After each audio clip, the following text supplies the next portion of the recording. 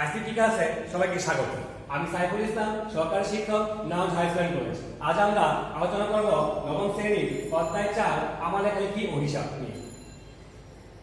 লেখালেখি কাজ আমরা জানি কম্পিউটার দিয়ে লেখালেখি কাজ করা যায়, আর কম্পিউটার দিয়ে লেখালেখি কাজ করার জন্য প্রয়োজন হয় একটি সফটওয়্যার বা প্রোগ্রাম। আর কম্পিউটার দিয়ে লেখালেখি কাজের জন্য যে ধরনের প্রোগ্রামগুলো ব্যবহার করা হয় আমরা এই ধরনের প্রোগ্রামগুলোকে বলে থাকি ওয়ার্ড প্রসেসর।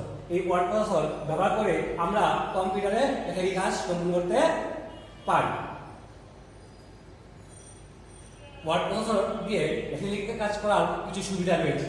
সফটওয়্যার নির্ভর প্রোগ্রামের সাহায্যে লেখালেখি কাজের সুবিধাগুলো হচ্ছে নাম্বার 1, লেখা আকার ছোট বড় করা যায়, আবার রঙিন করা যায়। আমরা জানি যে ওয়ার্ড প্রসেসরের সময় ওয়ার্ড প্রসেসর দিয়ে লেখার সময় আমরা আমাদের লেখাকে যে কোনো আকার দিতে পারি এবং যে কোনো কালারে দিতে পারি। ছবি, গ্রাফ, টেবিল, চার্ট ইত্যাদি সংযোজন করা যায়। ডকুমেন্টকে আকর্ষণীয় করা যায়।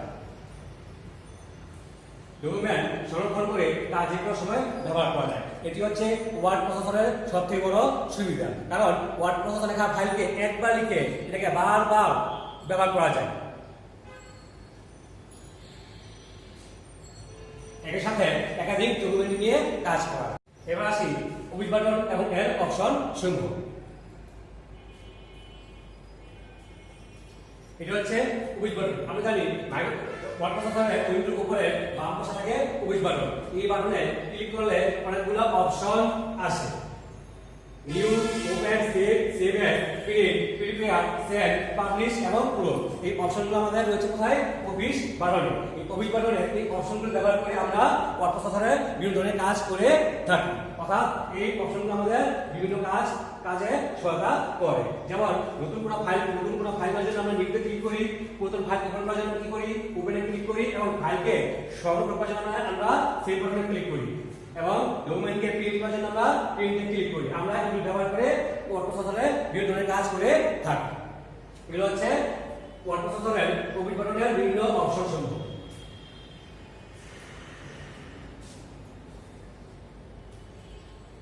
লেখালেখির সাজসজ্জা। লেখালেখির পর সেটাকে সাজিয়ে গুছিয়ে করলে দেখতে অনেক সুন্দর দেখায়। ঠিক এই কাজটিও ওয়ার্ড প্রসেসরে করা যায়। আর ওয়ার্ড প্রসেসরে এই কাজটিকে বলা হয় সাজসজ্জা বা ফরম্যাটিং টেস্ট। ফরম্যাটিং টেস্টের মধ্যে রয়েছে ফন্ট ডিসপ্লে। রিবনের হোম পেজ থেকে আমরা ফন্ট স্টাইল ক্লিক করে লেখাকে বিভিন্ন ফন্ট স্টাইলে দিতে পারি। আমরা যে ফন্ট স্টাইল সেট করব আমাদের লেখাটা সেই ফন্ট স্টাইলেই হবে। তারপর আছে ফন্টের সাইজ। আমরা এখান থেকে ফন্টের সাইজ বাড়াতে কমাতে পারি। আমরা আমাদের পছন্দ অনুযায়ী ফন্ট সাইজ দিব বা ফন্ট সাইজ নির্ধারণ করব। তারপর রয়েছে কালার, ফন্ট কালার।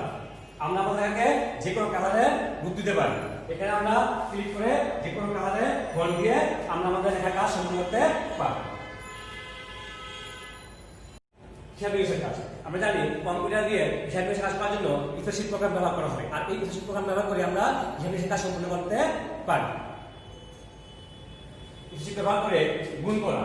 আমাদেরকে স্প্রেডশিট প্রোগ্রাম ব্যবহার করে গুণ করতে হলে প্রথম যে কাজটি করতে হবে, আমাদের ফাংশন মানে গুণ প্লাস সূত্র লিখতে হবে। আর ফাংশন মানে গুণের সূত্র লিখে আমরা করতে পারি, সংখ্যাবে গুণের কাজ সম্পূর্ণ করতে পারি। আমাদের ফাংশন ভাবে এই সেলের নাম এবং এই সেলের নাম মাঝখানে কিছু দিয়েছি, কিন্তু জিরো দিয়েছি। তাহলে এই সেলের নাম হচ্ছে B5, আর এই সেলের হচ্ছে C5। B5 + C5 দিয়ে আমরা এন্টার চাপ দিলেই আমাদের কি ফলাফল সেলে ফলাফল চলে আসবে। আর এভাবে আমরা এক্সেল প্রোগ্রামে গুণের কাজ সম্পূর্ণ করতে পারি।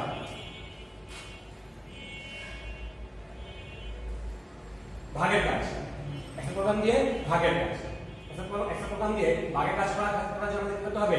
সেলের নাম দিতে হবে এবং ভাগ চিহ্ন দিতে হবে। সেলের নাম এবং ভাগ চিহ্ন।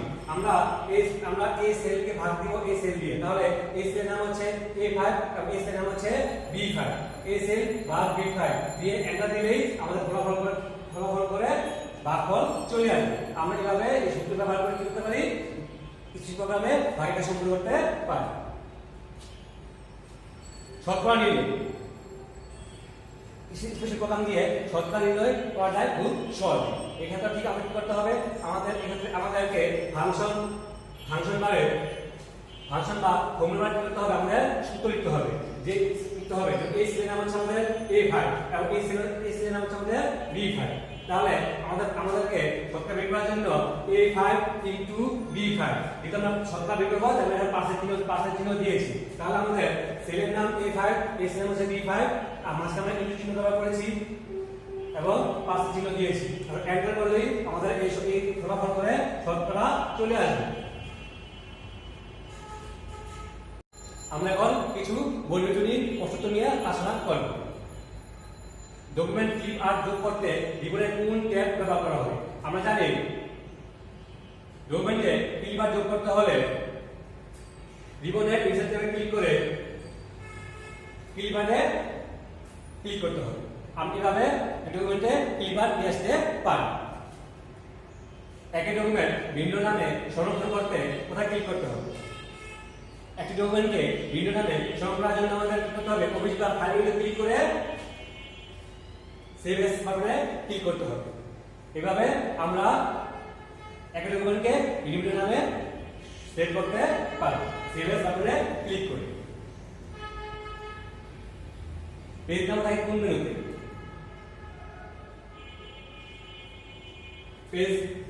পেজ নাম্বার থাকে রিবনের ইনসার্ট টেবিল পেজ নাম্বার, রিবনের insert table page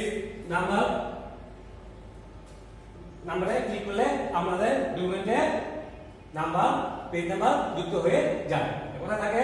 রিবনের insert table page number click করে আমরা করতে পারি, আমরা ডকুমেন্টে পেজ নাম্বার দিতে পারি। কোন আইকনে ক্লিক করে ছবি যোগ করা যায়?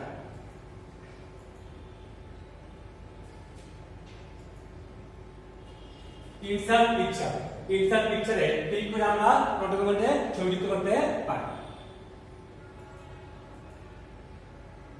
ওয়ার্ড প্রসেসিং এ নতুন ডকুমেন্ট খুলতে হলে কোনটিতে ক্লিক করতে হবে? ফাইল বা ওই বাটনে ক্লিক করে নিউতে ক্লিক করলে নতুন ডকুমেন্ট ওপেন হবে।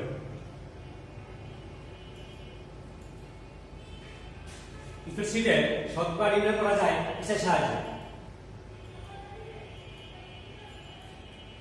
আমরা জানি যে স্প্রেডশিটে শতকরা নির্ণয় করা যায় খুব সহজেই সূত্র ব্যবহার করে। তার মধ্যে হচ্ছে সূত্রের সাহায্যে।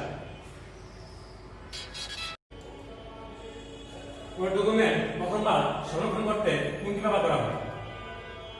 কোন ডকুমেন্ট প্রথমবার সংরক্ষণ করতে অফিস বা ফাইলে ক্লিক করে সেভ বাটনে ক্লিক করতে হয়। আমরা অফিস বা ফাইলে ক্লিক করে অফিস সেভ বাটনে ক্লিক করে ওই ডকুমেন্টকে প্রথমবার সংরক্ষণ করতে পারি।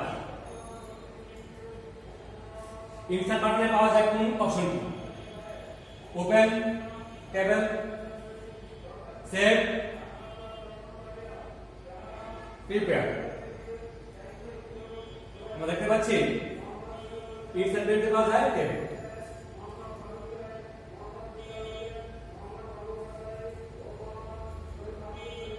ক্লিপ আর্ট কোথায় থাকে? ক্লিপ আর্ট থাকে রিবনের ইনসার্ট টেবিল ক্লিপার। রিবনের ইনসার্ট টেবিল, রিবনের ইনসার্ট টেবিল এই হচ্ছে ক্লিপার। এখানে ক্লিক করে আমরা করতে পারি ডকুমেন্টে ক্লিপার যুক্ত করতে পারি। 400 টাকা কোন পার্সেন্ট কত টাকা হবে তা নির্ণয়ের জন্য কোন সূত্র প্রয়োগ করতে হবে? আমরা শতকরা বের করার জন্য ভাষণের ফর্মুলা মানে এই সেলের নাম দিয়ে লিখতে হবে, পার্সেন্টেজ লিখতে হবে, তাহলে আমাদের অটোমেটিক শতকরা চলে আসবে। সূত্র হচ্ছে আমাদের কি a5 * b5%।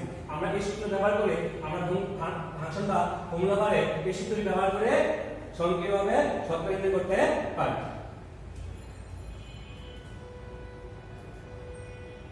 রিবনের কোন বুতামে চাপ দিলে অক্ষর মোটা হয়? রিবনের হোম ট্যাবে ভি লেখা অক্ষরটিতে ক্লিক করে আমরা করতে পারি কোন লেখাকে বোল্ড বা মোটা করতে পারি। কোন লেখাকে মোটা করার সিস্টেম হচ্ছে প্রথমে আমরা যে অংশটিকে বোল্ড করতে চাই সেই অংশটি কি করতে হবে, সিলেক্ট করতে হবে। অংশটি সিলেক্ট করার পর আমরা এই বাটনে ক্লিক করলে আমাদের কি হয়ে যাবে, বোল্ড বা মোটা হয়ে যাবে। এভাবে আমরা ওনাকে বোল্ড বা বোল্ড করতে পারি। তালিকার ধারাবাহিকতা রাখার জন্য ব্যবহার করা হয় নিচের তিনটি। তালিকার ধারাবাহিকতা বজায় রাখার জন্য আমরা রিবনের হোম ট্যাবের প্যারাগ্রাফ গ্রুপে অন্তর্ভুক্ত বুলেটে ক্লিক করে আমরা তালিকার ধারাবাহিকতা বজায় রাখতে পারি। পৃষ্ঠার মাপ নির্ধারণ করতে হয় কোন ডায়লগ বক্স থেকে। পৃষ্ঠার মাপ নির্ধারণ করতে হয় পেজ সেটআপ ডায়লগ বক্স থেকে। আমরা পেজ সেটআপ ডায়লগ বক্স থেকে পৃষ্ঠার মাপ নির্ধারণ করতে পারি। কোন অক্ষর ইটালিক করতে কোনটি ব্যবহার করা হয়? কোন অক্ষর ইটালিক করতে আমরা ব্যবহার করে থাকি রিবনের হোম ট্যাবের অন্তর্গত বাঁকা আই। এখানে ক্লিক করলে আমাদের এখানে ইটালিক বা বাঁকা হয়ে যাবে। এখানে আমরা যেই শব্দটিকে আমরা ইটালিক করতে চাই সেই শব্দটিকে আমরা সিলেক্ট করার পর এখানে ক্লিক করলে কি হবে, এখানে ক্লিক করলে আমাদের এটা ইটালিক বা বাঁকা হয়ে যাবে বা আড়াআড়ি হয়ে যাবে। ওপেন অফিস কি? ওপেন অফিস হচ্ছে একটি ওয়ার্ড প্রসেসর প্রোগ্রাম। আমরা এর সাথে একাধিক কাজ করতে পারি, তবে এটি হচ্ছে বিনামূল্যে প্রাপ্ত একটি ওয়ার্ড প্রসেসর প্রোগ্রাম। এটি ব্যবহার করার জন্য আমাদেরকে কোনো টাকা পয়সা খরচ করতে হয় না, এটি বিনামূল্যে পাওয়া যায়।